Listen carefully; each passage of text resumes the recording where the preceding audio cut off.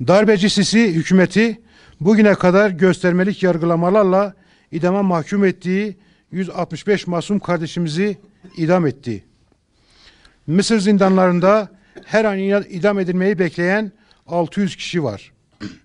Üstelik ağır işkenceler eşliğinde ve de çelik kafesler içinde savunma hakkı verilmeksizin yapılan yargılamalar devam ediyor. Ve kurulan yargı tiyatrosunda yeni idam kararları veriliyor. Junta yargısı daha geçen Eylül ayında aralarında Muhammed Biltaci'nin de bulunduğu 75 kişi daha idama mahkum etti.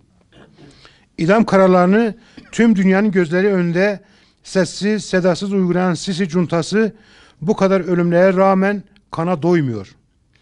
Geçtiğimiz günlerde de 9 genç Junta tarafından haksız yere idam edildi.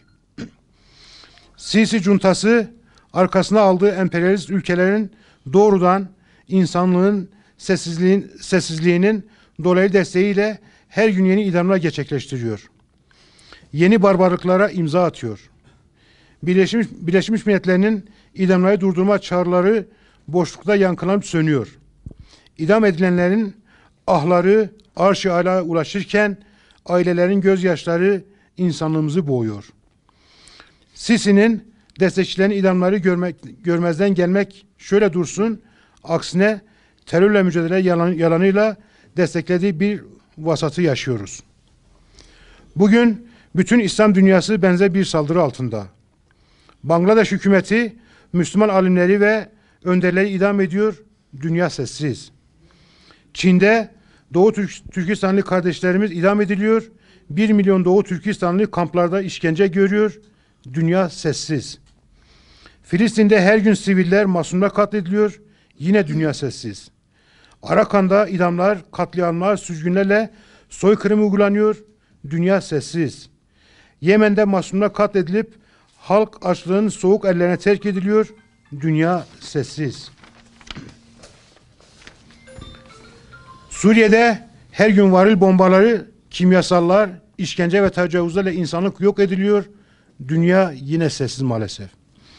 İslam dünyasının neresine bakarsanız bakın, kan, savaş, katliam, idam. Mısır'da yaşananlar bir kez daha göstermiştir ki dünyada saflar nettir. Bir tarafta emperyalizm ve onların işbirlikçi kuklaları, diğer tarafta sömürülen ve ezilen kitlelerle onların sesi olma onurunu canlarıyla ödeyen vicdanlı insanlar. Demokrasi, insan hakları ve özgürlük nutku çekenlerle İslam dünyasını kana bulayanlar aynı safta ve aynı kesimler. Mazlum toplumların ve Müslümanın haklarını savunanlar ise dünyada yalnızlaştırılmaya, itibarsızlaştırılmaya, yok edilmeye çalışılıyor. Demokratik seçimlerle gelen ve halkın büyük kısmının desteğini alan liderlerle kolaylıkla diktatör diyenler, Cuntacı Sisi'yi başkentlerinde ağırlamak için birbirleriyle yarışıp onu demokrasi kahramanı ilan edebiliyorlar. Bu ikiyüzlülüğü saklama ihtiyacı bile duymuyorlar. Mazlum toplumların ve Müslüman ümmetin kendi göbeğini kendisinin kesmesinden başka bir çıkar yolu yoktur.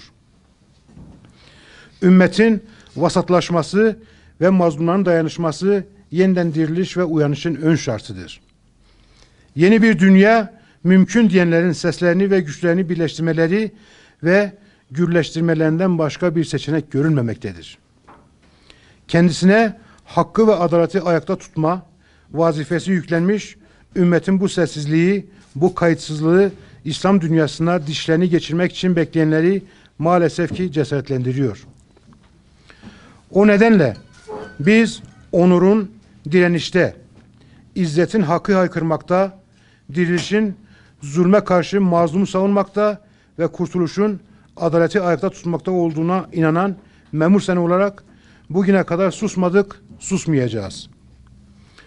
Dayanışma ruhuyla hareket etmekten ve dayanışma çağrılarımızı bıkmadan, usanmadan sürdürmekten asla vazgeçmeyeceğiz. Haksızlık karşısında susan dilsiz şeytandır sözünü şiar edinen bizler şu ilahi buyruğa iman etmişiz. Zulmedenlere meyil etmeyin. Yoksa size ateş dokunur. Sizin Allah'tan başka dostlarınız yoktur. Sonra yardım da görmezsiniz. Hud suresi 113. ayette Rabbimiz şöyle aynı bu şekilde böyle buyurmaktadır. Bu vesileyle memur olarak Mısır'daki idamların durması için bütün onurlu kesimlerin insanlık ortak paydasında hak ve adaletten yana birleşmeleri ve güçlü bir itirazda bulunmaları çağrımızı yineliyoruz. İslam İşbirliği Teşkilatı'na acil toplama çağrısı yapıyoruz. Cuntacı Sisi ve destekçilerini kınıyor ve lanetliyoruz. Mısır'da idam edilen gençlerimizin şehadetleri vesilesiyle kendilerine rahmet, ailelerine ve bütün ümmetine başsağlığı diliyor. Mısır zindanlarındaki masum ve mazlum kardeşlerimizle dayanışma irademizi bir kez daha ifade ediyoruz. Hepinize saygılarımı sunuyorum.